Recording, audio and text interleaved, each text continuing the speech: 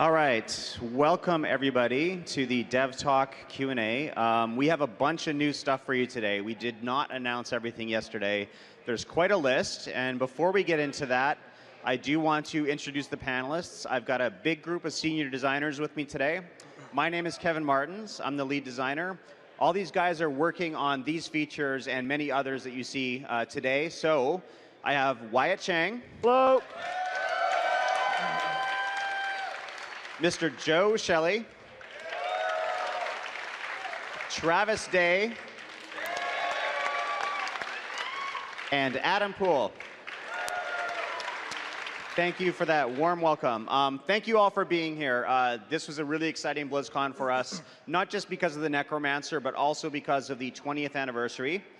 So yesterday, of course, you're probably familiar with some of these announcements, but we did talk about the Darkening of Tristram event, where we've largely recreated Diablo 1 in the Diablo 3 engine, and that comes on PTR next week for everyone to play.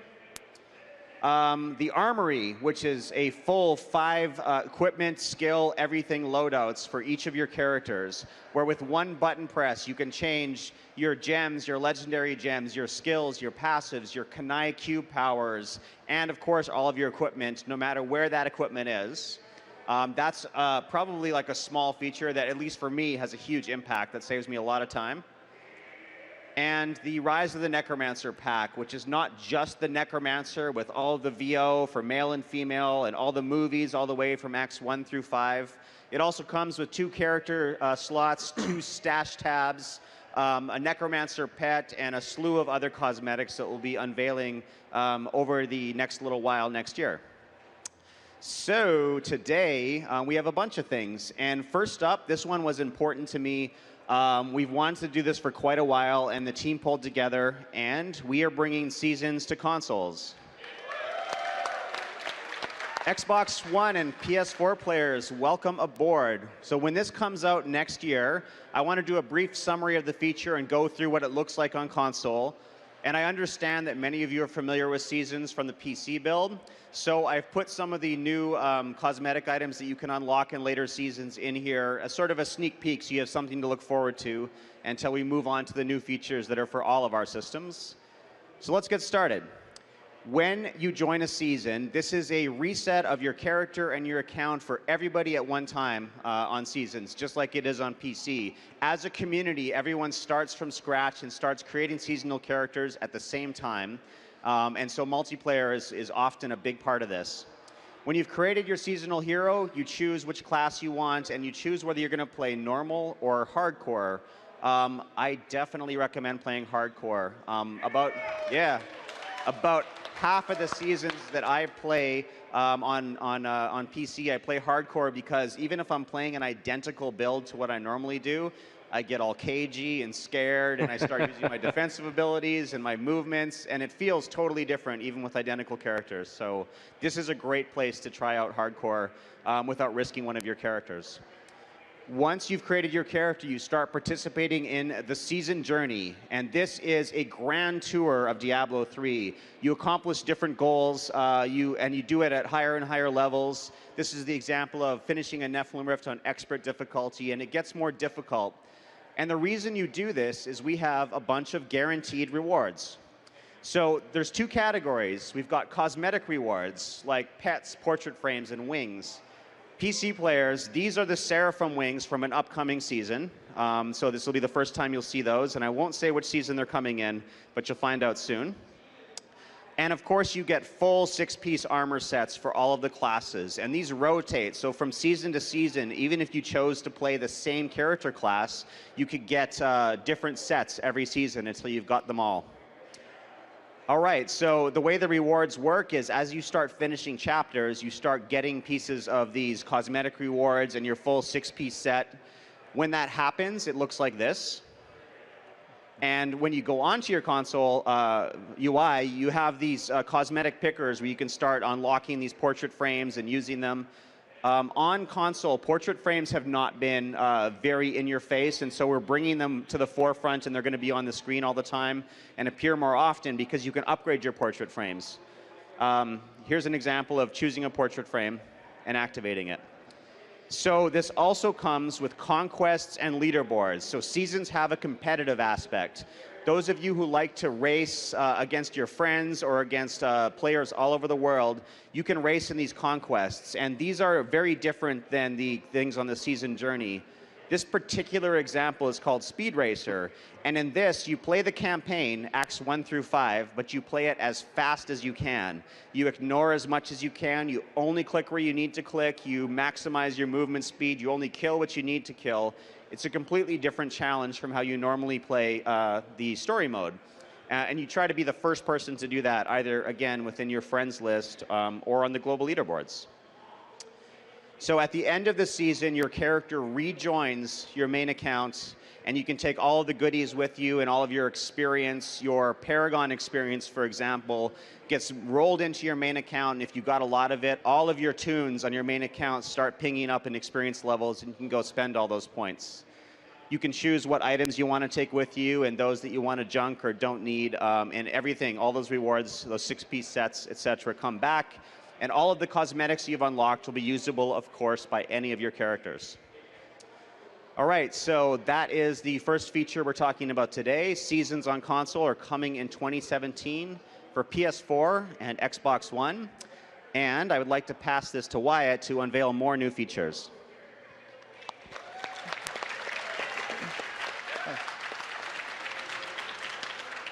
Hey, folks. I know you probably want to know a lot more about the big features that are coming, but sometimes the major changes to the game aren't just the big ones, and we've got that coming, like the Necromancer and the anniversary event, but sometimes the biggest changes are actually the little tiny details. Like, last BlizzCon, we were talking about how the Death's Breath was, it was yellow before, and then we were changing it to teal, and then when you go home and you play, you're like, oh, I'm so glad that you guys changed it from yellow to teal. The game's so much better now. Those little changes can make a huge difference. And we've got more little changes like that coming up for you. Let's take a look at one of them now. One of the requests that we got, I wish each and every crafting material would be treated exactly like blood shards and gold, account-wide counters that require no stashing and no inventory management, asks Deus. All right, so your stash looks like this right now, right? You've got your yellow mats, your blue, you've got your KANAI cube materials from all the bounties that you've run. Starting in a future patch, it's going to look like this. A dedicated spot for all your crafting materials.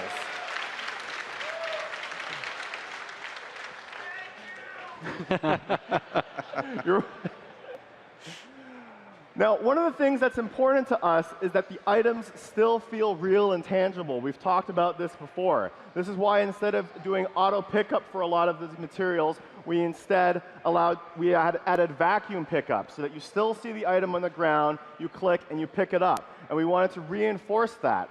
So although we're having a dedicated storage area for this, we're adding counters with better floating text to come up and tell you what you're picking up with icons embedded right in place. This is going to apply to the gems that you pick up, blood shards, all of these types of things. While we were implementing this, we also had a challenge, but it was also an opportunity. What do we do with KANAI'S cube? Well, one of the requests that we often get is if there was just a single button to fill the cube up with all the materials for the recipe.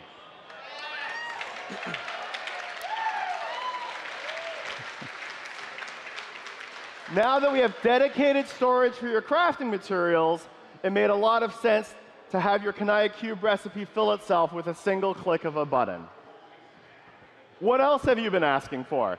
Like I said, it's the little things that make a big difference.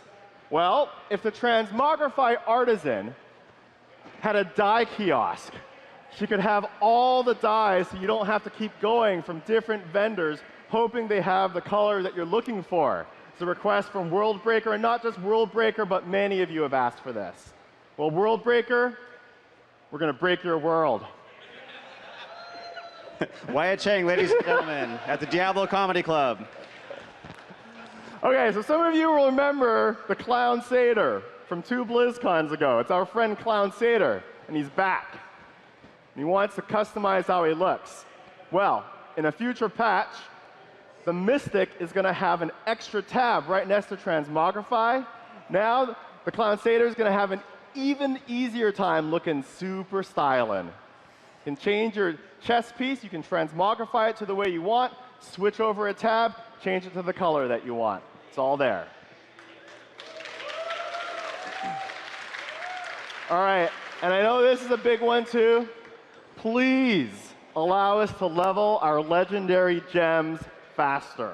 Okay, now, this was a tough one for the development team because greater rifts and leveling the legendary gems is a core part of the end game for Diablo 3. That's a core activity. We wanted to be really careful about speeding it up by too much. But we had an alternate goal that we were also looking at. In particular, we wanted to find sort of a way to incentivize people to stay alive. Right now, we have softcore, we have the normal game, and we have hardcore. And in hardcore, it almost feels like death has an enormous penalty. But in normal play, it almost feels like death sometimes doesn't matter enough. So what we're doing is starting in a future patch really soon, you're going to get another bonus roll on your legendary gems if you complete the Greater Rift without dying. So it looks like this. You get 3 rolls to upgrade if you complete the Rift, a 4th if you empower the Rift, and if you complete it without dying, a 5th. And as you can tell, if you're hardcore, then you're going to get that 5th roll every time, unless you die, in which case you don't care anyway. All right. So that's great. Those are some small changes that make a big difference. I'd like to pass it off now to Joe Shelley. He's going to cover some of the changes coming to Adventure Mode. All right. Thanks, Wyatt. Let's talk about Adventure Mode. We've got new zones for you. And they're going to be in Act 2, up in the north of Chaldeum. The first zone we want to announce today is the Shrouded Moors. This is a rain-swept, windy, desolate place. People have come here, they've tried to settle. You can see the wall that's crumbled. Someone had a house there once. It's gone. Monsters, demons. It's a harsh place. And there are ancient monuments with runes on them from people who settled here, moved on. We've got some of the concept art from the Shrouded Moors here. These are some trees that have been blown over by the wind because it's so unforgiving. And another shot of those monoliths with the runes. Our concept artists do all of these pieces so that we can come up with the way that the zone is going to look. This is a preview of the zone right now. We've got, it's in development, and you can see it's very rocky. There are a lot of plateaus, grass. It's a dark and misty area. The second zone that we're doing is the Temple of the Firstborn. This is one of the oldest places in Sanctuary. In fact, it's the place where Inarius and Lilith came. And the place where humanity was first set foot upon Sanctuary. This concept piece features some monks with fire, and we're going to have some really nefarious stuff in here. It's got this Lovecraftian vibe, which is very different from many of our other zones. And this zone is deep, deep underground.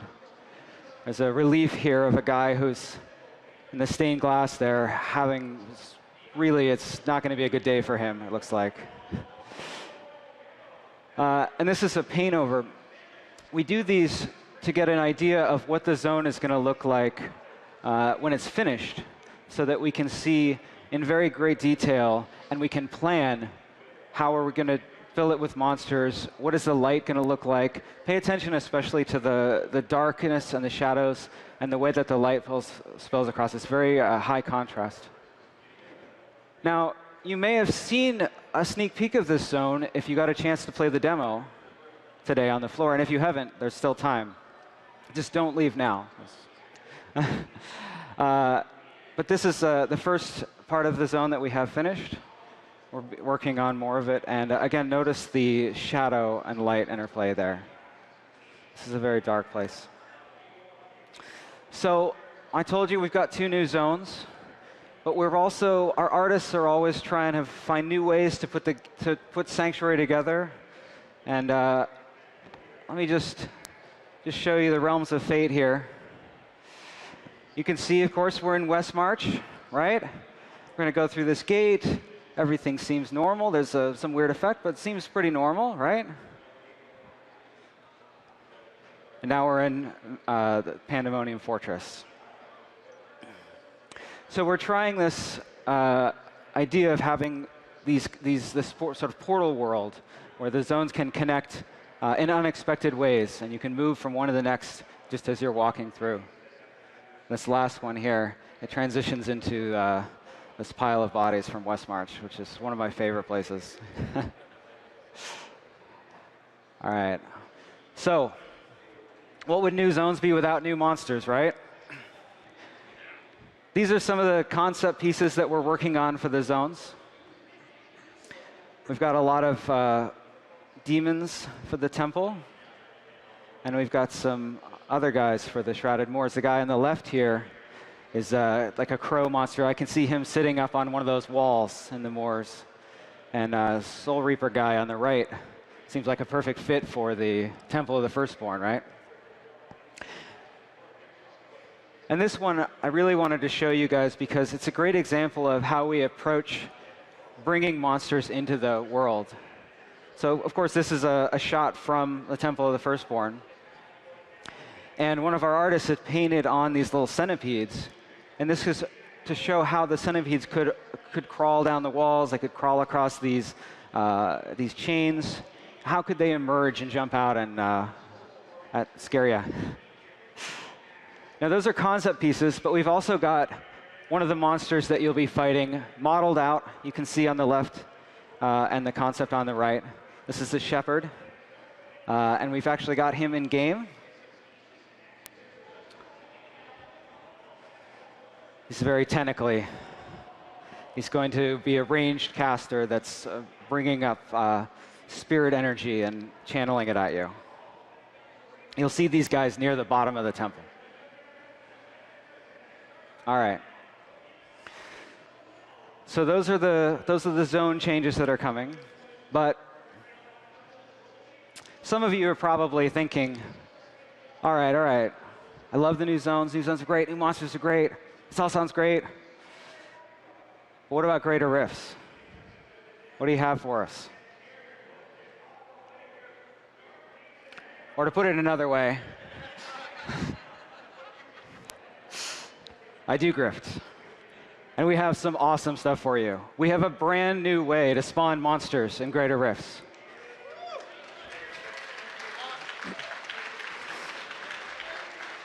No more huge empty areas with no monsters where you're vaulting through. For this, we took a density-first approach. We look at the amount of playable space in a tile set, and we look at the amount of XP from monsters that feels good in that space, and then we fill it that way. So every floor can be a great floor. This is an example of 242, right? You can see ice caves here. The same place in 243.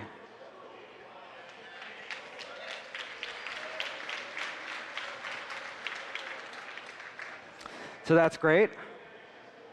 But we've also changed, we had a rule for greater rifts where when you went down a floor, we tried to keep the tile set the same. Because we felt like, well, it preserves continuity, right? You're in the cathedral, you go down, you're in a cathedral, it makes sense. But what we realized is what's really important in greater rifts is that every time you go down a floor, it has the potential to be awesome, right? It has the potential to be a great floor, awesome, filled with awesome monsters. So that's gone. You'll see new floor every time. There's an equal chance to get a new floor every time.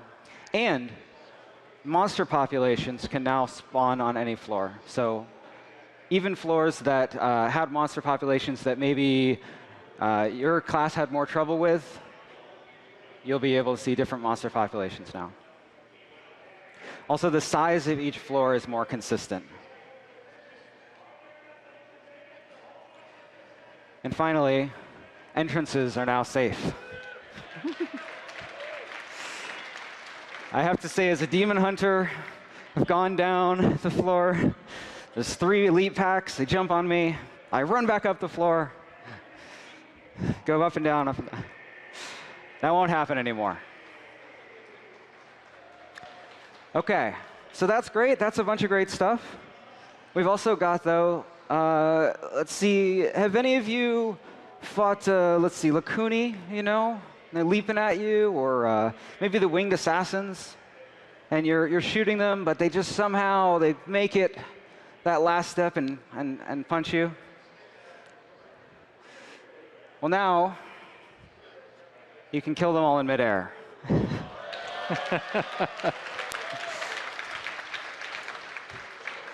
And this extends to basically all the leaping monsters. So you've got your Westmarch Brutes.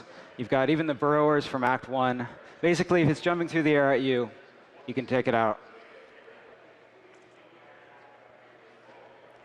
Also, have you ever had the experience where you're in a grift and there are a bunch of invisible snake men around you? And you're like, what?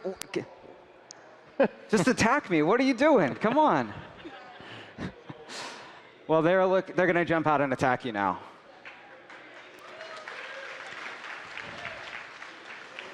This also applies to burrowing monsters. So, I mean, this is mostly about greater rifts, but you probably had that bounty situation where there's that one rockworm somewhere. You just, where is he? You just wander around. He's going to jump out, and when he does, he's got little floor cracks, so you can see where he's going to pop out. We've also made some changes to some of the affixes that we've continued to iterate on. We've never been completely happy with how reflex damage works. So now when you shoot a monster that has reflex damage active, it'll fire a projectile back at you.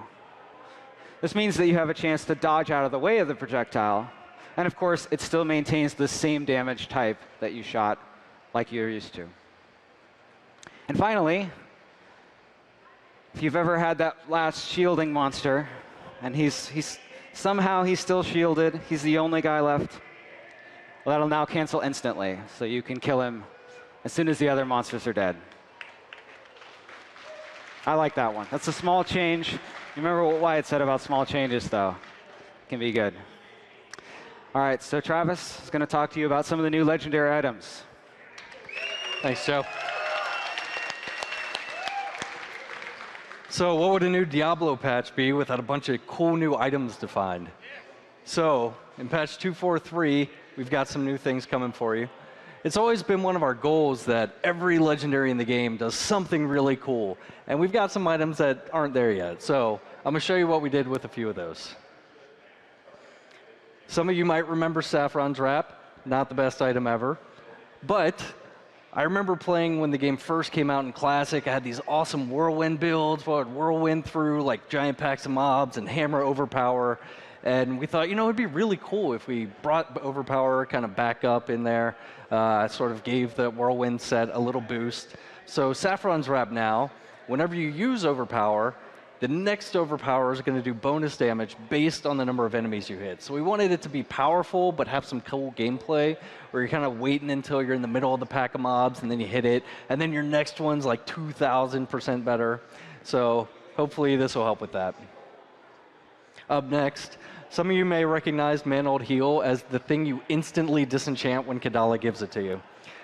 We wanted to take that and turn it into a really cool lightning wizard build. We always loved the idea of like lightning wizards shooting electricity out of their hands, arcing around the screen.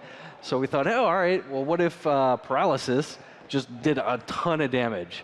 So now when you get Mantled Heal and you're spamming your electrocute or assortment of electric spells, it'll do tons of damage and just murder everything around you. Next is Faithful Memory. We really loved the sword. It's been around forever. Also, not the best sword in the game.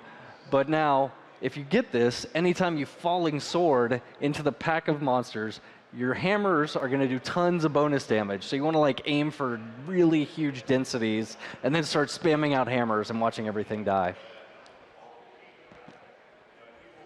Rabid Strike. The fist weapon that does some poison damage. Okay, we got rid of that because that was lame. Instead, we thought, all right, Epiphany's really cool, and I love when you teleport around, like spending, and it's really awesome. What if we made a clone of you that duplicates everything you do while you're in Epiphany? So now Rabid Strike will make a duplicate of you that's also going to teleport around, mirroring all of the spenders that you use. For Demon Hunters, so grenades, traps, gadgets have always been part of their kit that we really liked, and we wanted to give them something to sort of play that up. So Hellcat Waistguard will now allow your grenades to bounce additional times, up to, I don't remember, 5 extra. I can't remember how high that goes. But each time it bounces, it'll deal more and more bonus damage. So the final bounce will deal up to 800% bonus damage. So you can really get a grenade build going on.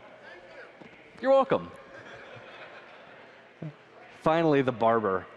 So this one, we just wanted to redefine like how people use Spirit Barrage. It's always been kind of this really cool-looking single-target nuke. You're channeling your lasers at people. We thought, all right, that's pretty cool. What if instead you're just charging all of that energy into one guy, and then when you stop channeling it, it explodes. So this will change Spirit Barrage from a single-target nuke to instead a channeled skill that stores up all the damage. And when you stop channeling, it detonates for all of that damage and kills everything around. This one's a ton of fun to play with. So that's what we've got to show for items today. I want to kick it over to Adam Poole, who's going to talk to you about one of our awesome new features, Challenge Rifts. Wow. Hi, BlizzCon. I am so excited to be here. I get a chance to represent the Diablo 3 team and show you guys a new way to play Diablo 3. What I wanted to say real quick about this mode, though, is it's only really possible in a game like Diablo 3 and because of the community. This feature would not exist without you guys, so let's dive in and find out why. So Challenge Rifts, what are these? Challenge Rifts are a race for your fastest time in a greater rift. And I know you're saying that's what I do anyways. So why are these different? The difference is everyone's on a level playing field. Everyone has the same hero, same build, same dungeon layout, same monsters and pylons. So we're all on the same level, and we're seeing how fast we can beat this rift. Now, this is where you guys get involved, because we actually get this build, this layout from you guys, from a greater rift run in the community. And we're also going to be updating this thing frequently, because people are running rifts all the time, so there's always some interesting things to see. The other great thing about it is it's going to be on both PC and console. So let's dive into a few more details on Challenge Rifts. So what Challenge Rifts really do is let you discover things that you might not have seen before in Diablo. There's so much rich content. First of all, you're able to jump right into these. There's no barrier for entry. You can just dive in and see what they're like. You really get to see something like, oh, I've never played Health Tooth Witch Doctor, or I want to see what a Delcyr's Wizard's like. And these things are changing out, and you get to just, what we say is like, you get to test drive some of these builds and see if there's something in there. Maybe you'll see some of those legendaries that Travis was talking about too. It also gives you a chance to optimize. So you get to learn the layout. And this picture right here is actually a Photoshop that a programmer on our team, Ken Lamb, made. And this thing was like gold. So if you can see, though, he marked where the pylons are, where the elites are, and this layout, and you can see where the dead ends are. And this thing is like burned into our memories as we played this internally on the team. It really made an improvement on all of our times. You can also be more effective with the build. So you really get to analyze this puzzle of what skills should I really be using, how should I be using these against elites, and how do I increase my times with this build. And of course, you get to compete. This is a picture of one of our gameplay programmers, Kevin Hassett, and showing his awesome trophy that he got for winning one of the challenges we had internally. We had a lot of fun going back and forth running over to somebody's desk, like, I beat you by 4 seconds. Can you be better than that? And then suddenly you're just like spending like hours playing this thing, and you got to get back to work. So yeah, you get to compete with your friends on the leaderboards. And for the really dedicated players, which I'm so excited to see, I want to see what the top of those leaderboards really are, and like the really interesting ways that people optimize and discover the little tricks that go along with a build and a layout. And of course, there's going to be rewards. There's a picture of brownies here because, again, internally, we had our producer, Tiffany Watt, had made brownies for people that placed in the top 10 on our team. And they were amazing brownies, and they motivated people a whole lot. But for you, we are definitely going to give you a reward. If you beat the original runner's time, we'll be giving you some bounty bags. We'll be working out the details on the PTR. But we'll make sure that you get to contribute to your main character as you're playing this mode. So I want to show you some quick videos of a challenge rift. This is basically the hub where you get to test out the build. So you can see this is like a Helltooth Angry Chicken build, and just learning what the skills are and how they really work. And then he dives right into the rift. And you can see early on, you're just trying to figure out what these skills are and which ones you should be using. And like, okay, I get a little bit of a speed boost there. And it goes down the right down here on this path. If you remember from that map, this is a dead end. So you get there and you're like, oh, okay, all right, well, I got to remember that next time. And then he comes back around. So this is the second run where he learns, like, oh, God, you got to be a chicken, like, all the time when you're playing this build. So he runs past that dead end, and he gets into Elite Pack and pops that Elite Pack right away. And then this is painful, but he missed the purple orb, and then he kept going and ran across the speed pylon, which is crazy fast, and you just lose all control. This was so much fun to play for our team. So the other thing I wanted to show you is, of course, it has to have multiplayer. It's Diablo. So everyone gets to dive into that same rift layout, but they're all using the same build. So we get to learn it together, and that was a fun experience itself. But the really interesting discovery we had was the team strategies that come out of this, of like, okay, you run ahead to the next level, and you get the pylon, and I'm going to go right. So you can even see like these characters split up. And you go and kill all the monsters, and then like, all right, well, we need to gather back together when the boss comes so we can really take him out. And it was a lot of fun multiplayer. So that is Challenge Rifts. And I'm going to head it back to Kevin Martins for a summary. Thank you, Adam. So we are coming to the end of our formal announcements for BlizzCon. That plus whatever you can make Wyatt trick him into leaking for the future. I want to talk about when all this stuff is coming and how we're going to sort it out. So you probably heard this yesterday, but patch 243 includes the Darkening of Tristram event, and it goes on PTR next week. So if you can't wait to find all the Easter eggs, that's a good time to get in there and help us test it and figure out what's happening beneath that cathedral. But it also includes a bunch of things from today. All those new legendaries Travis showed, the long list of Rift improvements, as well as the bonus roll for legendary gems for adventure mode, and that dies on the Mystics UI. And then over the course of 2017, a bunch of the other stuff starts appearing. And so it'll sort of come on board as it's ready. It's likely going to come out in more than one patch. The Armory feature with all of the 5 loadouts that you have. The Rise of the Necromancer pack, which you should definitely go and play. And you can now see, of course, the Temple of the Firstborn sneak peek at the end of that rift, if you can get there. By the way, who got to play the Necromancer so far? It's not everybody. Booth's right there. Seasons, of course, coming to consoles. Very excited about that. Sorry it took so long. Crafting materials storage UI, which got pretty big applause, I saw. That's great. The new zones, the Shrouded Moors, the Temple of the Firstborn. We'll see what happens with the sneak peek of the stitched together zones in that dream-like land that Joe showed as well. And of course, challenge rifts, where you can make baked goods, challenge your friends, kick their asses, and then eat all those baked goods yourself with our blessing. That's our job.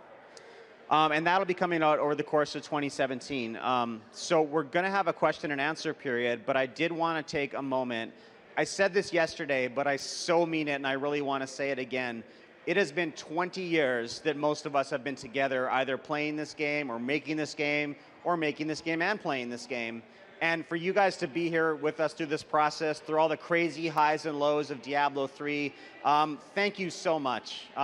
We are not the Diablo 3 team. We are a small portion of that. There was a lot of people back at the office, many of whom are at the booth, who worked their butts off for you guys because they love this game and they love this community. We're paying attention, we are energized and engaged, and we hope that you guys stay that way too, and join us playing all of these new features in Sanctuary next year. Thank you again, and once more, 20 more years.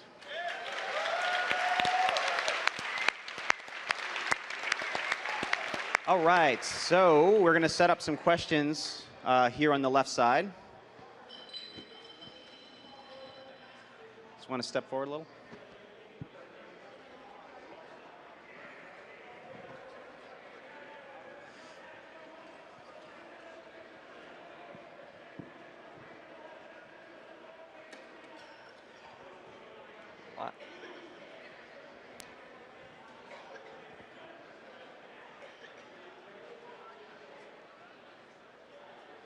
How's it going, guys? I had a quick question. Well, it's more of a request. I love what you guys have done with the end game for Diablo. You guys, everything's fast-paced, speed. You go really, really fast.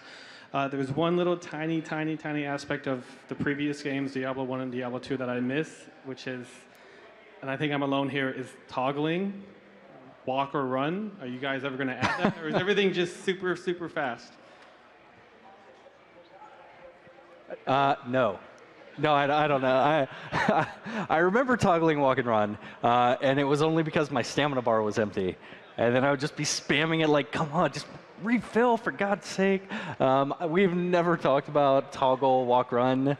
I mean, so is it because you want to RP walk and look stylish? I guess so. Like I said, I'm alone here. No, everyone loves to go super fast. Well, I just thought, you'll walk during the anniversary dungeon. That's pretty awesome. That is true. It definitely true. has that nostalgic feel Perfect. for sure. Okay, thank you. I totally It's safe to forgot say that. it's not at the absolute top of the list, but thank you for the suggestion.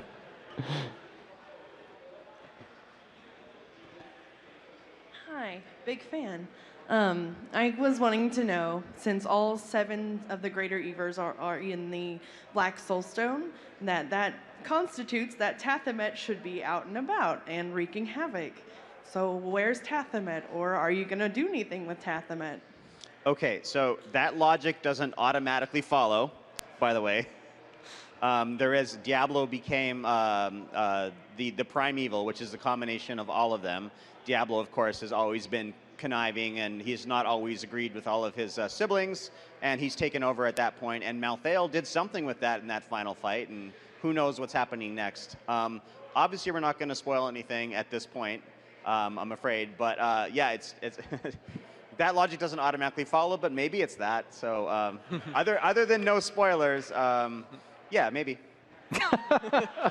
Maybe not. Super committal. You heard it here first. Maybe-ish. Maybe. Hey guys, what's going on? Love the Necromancer. Played the demo and whatnot. 2 questions, one kind of shorter. Are you willing to let us know what the Necromancer only weapons and armor are going to be? And 2, in the demo and a lot of the concept art, you showed the Necromancer with a comma and a bone shield. Can you let us know what kind of weapons you're designing the class to use? Since in Diablo 2 it used a lot of two-handed weapons, some daggers, the offhands, which witch doctors kind of use at this point. So what's going on with that? Yeah, absolutely. So if you've played through the demo, hopefully you all enjoyed it. The class weapon for the Necromancer currently, we're planning on doing scythes, comma as you called it. So the scythe, the bone shield really was because when we started working on the build for BlizzCon, we had no idea what we were going to put in his offhand, but we were like, I don't know, that shield looks really cool, so just put that on him and we'll figure this out. But the current talks are that he'll have like a main hand, offhand sort of combination. We're still figuring it out. We've got lots of really awesome concept of like glowing fiery skulls or like goblets of blood. So we're still kind of feeling out what the offhand is, but it'll function very similar to like the Wizard or the Witch Doctor in that they have a class main hand and offhand specific for them. Awesome. Thanks, man. Yeah. Hey guys, first, great changes on the way. Thank you very much for addressing certain issues. Secondly, were there any plans of making more lore-based dungeons or events in-game, like Sigurd from Bear's Hill, or let's say a armored dungeon for Bartok the Bloody? So the question is, are we going to add some dungeons that are more story-based, basically? Yeah. Given the examples you had. Well, in a way. So the new zones that we have, one is a dungeon and one is an exterior. Shrouded Moors is outside. The Temple of the Firstborn is inside. And similar to what we did with Ruins of Sescheron, there's going to be a bunch of lore moments in there. So in particular, Temple of the Firstborn is sort of a history lesson of like the prehistory of Diablo. So that's going to have a bunch of story elements in it. But the fact that, you know, most of us at this point largely play adventure mode except for specific times when we go back to visit campaign, we felt right now that we wanted to try to get the best of both worlds and have that story be there, but be able to play it non-linearly. So, you know, unlike campaign where it has a distinct beginning, middle, and end, we want to have a story that the more you play it in adventure mode, the more you can explore. So, you know, when that hits PTR, those two new zones, let us know what you think of that approach. And of course, how you felt it went in Ruins of Sescheron. Thank you. Gentlemen, it's an honor. My question is, is there anything in the future and plans to do more CGI type movies or for the storyline? Maybe like Overwatch, something like that. But as I know some people are nostalgic for the way the drawings are, but I don't know if you guys ever thought of that. So we probably wouldn't tease anything like that in advance. Were we working on it? We did have a little Necromancer trailer from yesterday. I don't know if you happened to see that one with some CGI in it. So we did do that. As far as like more story elements, we are often looking for ways to add more lore to the world. Like there's the world of Sanctuary and all those continents have a lot more lore associated with it. And there's quite a depth of stuff that hasn't always hit you. Even if you've read the Book of Cain and the Book of Tyrael, there's other information there. So whether it be movies or books or in-game lore books or character conversations, we are trying to put more story in on a pretty regular basis. But we don't have a particular thing to say about any movies right now. Okay, thank you very much. Hey, so season play for consoles, awesome, but I hate when I get into a game and there's a guy, the 420 Blaze It, Paragon 10,000, 3-socket, 40k DPS weapon. How are you going to combat them being #1 on the leaderboards, because that's kind of unfair?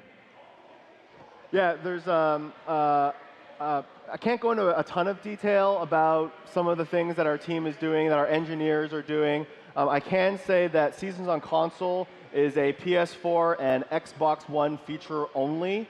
That's actually a really big deal. A lot of the Paragons and hacked items were brought over from prior. So since everyone's making a new character and it's a next-gen consoles only, our engineers are going to do their best. Beyond that, I can't promise anything more. Because there's a thing too is with, I'm kind of curious though, is how, because you're saying it's with the PS3, PS4, but the some of the PS4 items, because it's kind of hidden on the patches that are on PC. So some is like the new cosmetic items. There's a lot of that stuff where those are showing up on PS4 online. So they're not pulling them from PS3. So somehow people are actually modifying PS4 save files. So you know. But. Yeah, I mean I can't talk more about like the details of the specifics of the hacks. Yeah, it's not something that we really talk about publicly. Sorry. Like online play, will there be a specific like online only version of it, or is it online and offline? Because I know it's kind of right now, that was the difficulty of it. Well, when we're getting closer to launch, we will have more details about that. Partly the feature is still in development, and so that's part of why we can't talk about it. And as far as the hack thing, we basically have a policy of not saying what we're doing about hacking, except to say that we do have a security team who works on that stuff. And so that's why Wyatt gives that answer as well.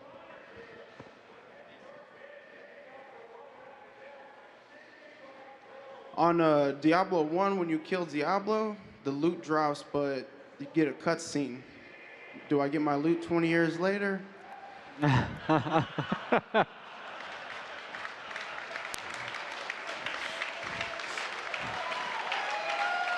That's, I honestly didn't even remember that, but I don't know. well done. We'll have a meeting about that next week. That's a good question. Yeah.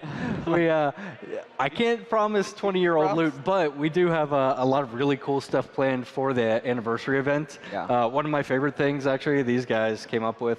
They're like, oh, we really want to do a legendary gem. Would it be crazy if you socket it into your helmet? I'm like, hell no. I just want to cram the soulstone right in my face. So you get a legendary helm gem where periodically, like, your guy struggles for control of the demon within and then explodes in fire. So we've got a lot of really cool throwback items. They're not 20-year-old loot, though. The great thing, though, about the Darkening of Tristram is that you can go back and get that loot that you missed 20 years ago. Right on, that's what I want.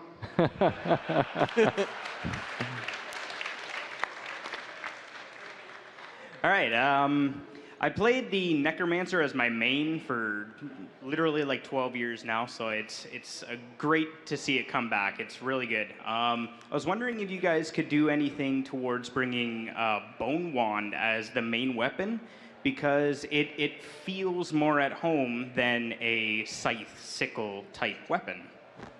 That's interesting. I don't think we're going to go with that as the main weapon, but it is super iconic. I could certainly see us doing some kind of like Bone Wand legendary weapon for Necros. Or even part of a set, possibly, if there's. Oh yeah, absolutely. So there's a bunch of options. Yeah. What'd you think of the Necro? I really enjoyed it. It great nostalgic feel. It was a lot of fun, and everything exploded. Yes, it did. One tiny gripe was corpse explosion. It used to do percentile damage based on that. That can't really happen anymore. It'd be really imbalanced with scaling. But I feel corpse explosion was the one spell that didn't quite pop. It visually does, but not damage. That's totally fair. So we've done tons of like internal playtesting. That's actually probably my fault. So the first pass of the BlizzCon build we had, they had like infinity shadow vermin swarming you. And I was like, no one's going to push anything but corpse explosion. Can we tone down the density? So they did. But your experience with corpse explosion is going to vary wildly depending on what types of monsters you're fighting and the environment you're in. Hopefully, when you do get swarmed by a bunch of shadow vermin, you'll just get to giddily explode everything in the universe. Yeah. Thank you. Thank you. Hey guys, I saw in your challenge rift video that the optimized strategy became to just skip all white monsters and fight only elites and rares. And I was wondering if that is like indicative of that's what you're happy with for the strategy for Greater Rifts being, or if you have any plans to do something else.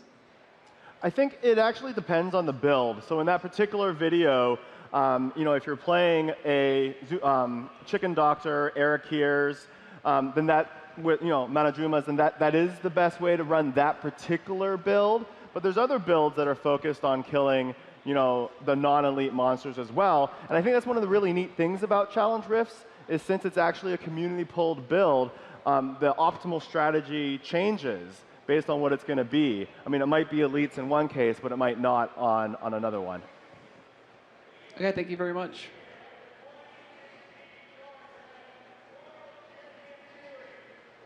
Hey, how's it going, guys? I have a question about legendary item powers. I see a lot of the legendaries that you're coming up with are focused on bridging the gap between skills and making them less lackluster, maybe more damaging, more exciting. So do you have any plans for legendary affixes like Corrupted Ashbringer, where they're really powerful, they're really awesome, but maybe not cubable, so that more classes could use them, but they're still really cool, basically? I'm sorry, maybe not whatable? Not cubable. Not cubable. Cubable, got it, yeah. Sorry.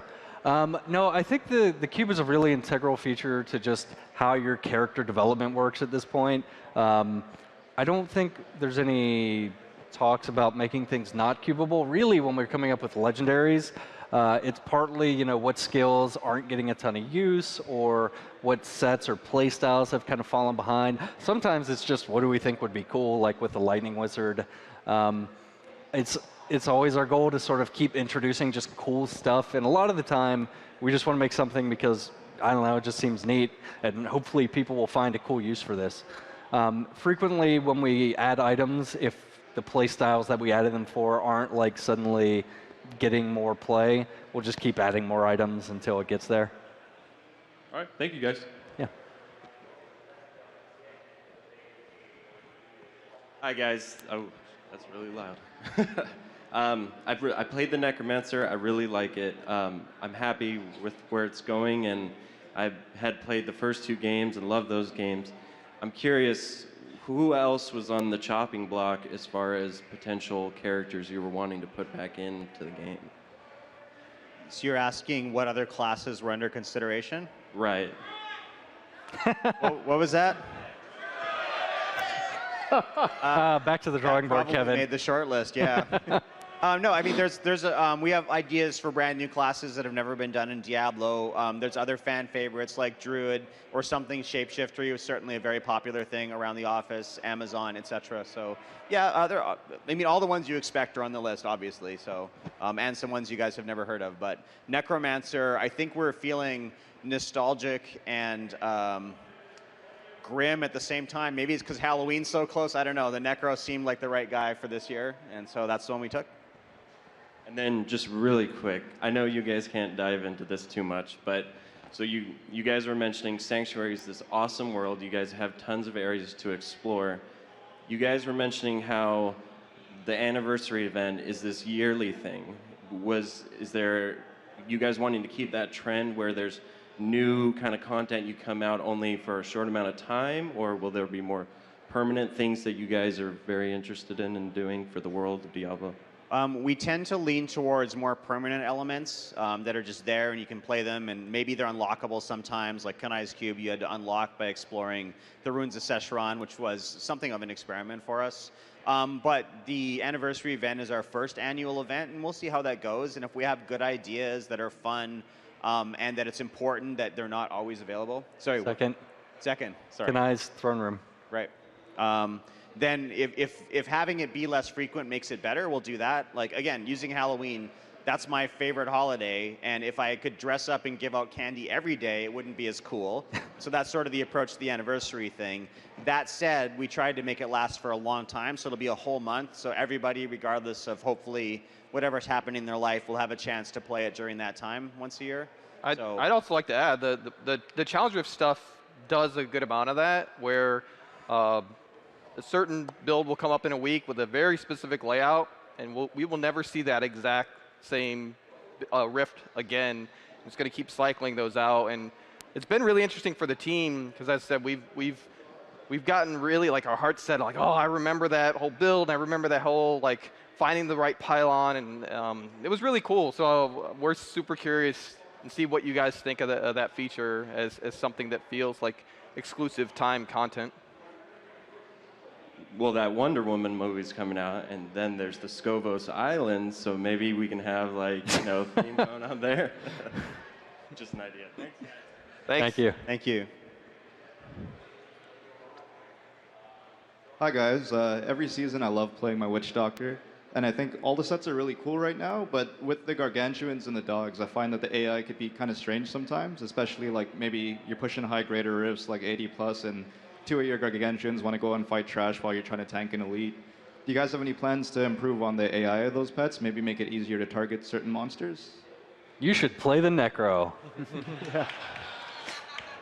Joe can talk about AI. Yeah, we do actually look at the AI for class pets. In some ways, they work similar to the AI for monsters, but of course, they're controlled by you, so they have additional restrictions. Yeah, that's something that we go back and look at periodically.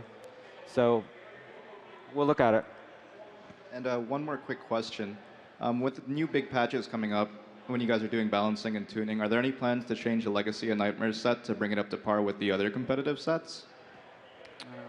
I don't know if I would say that the Legacy of Nightmares set is behind. I think Legacy of Nightmares is a set that, I mean, it's constantly changing inherently by nature of new legendaries being added to the game.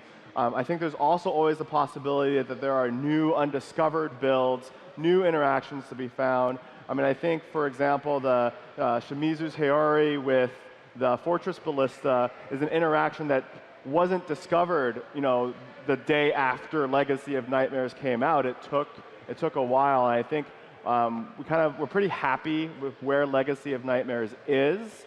I sort of think of it as like a constantly changing fifth set that every class has access to. All right, we are almost out of time. Let's do lightning questions with lightning answers real quick before we have to shut this down. So in the video you had explained just briefly on the armory system, I wanted to know, are the items that were going to be extra sets in the armory system, do they have to stay in our stash or in our inventory, or are they going to be blank, just staying in that armory? The armory doesn't hold anything. Your items are still held in your stash. There's an option to decide whether it goes to your inventory or your stash when you do a swap. All right, one more question, I think. Sorry. Lightning round, lightning round. Short Yes, answer. no, yes, Hi, guys. yes, maybe no. Hi guys. I really love playing Diablo on PC, and sometimes it hurts my wrists. Are you ever going to support controllers on the PC or Mac? No plans for that. Go, go, go. Hello, first off, thank you for the Necromancer. Very happy about that. Have you guys ever decided about making like a time trial boss fight where you go through like a bunch of the Greater Rift boss and then maybe have like Diablo as a point where you hit him and then you move on and you just go like boss, boss, boss, boss, boss, and you can like raise up the difficulty? Maybe. Yeah, we actually have, that idea has come up. Yeah, interesting idea. Thank you. Thanks. All right, I'm afraid we are out of time. Thank you again so much. I really do hope you enjoy the Necromancer and all these changes next week in the anniversary events. I look forward to seeing a few more of you on the floor, and see you in Sanctuary. Bye. Bye. Thanks, guys. Thank you for attending Diablo 3 Dev Talk and Q&A. Up next, from the arena, the StarCraft II WCS Global Finals.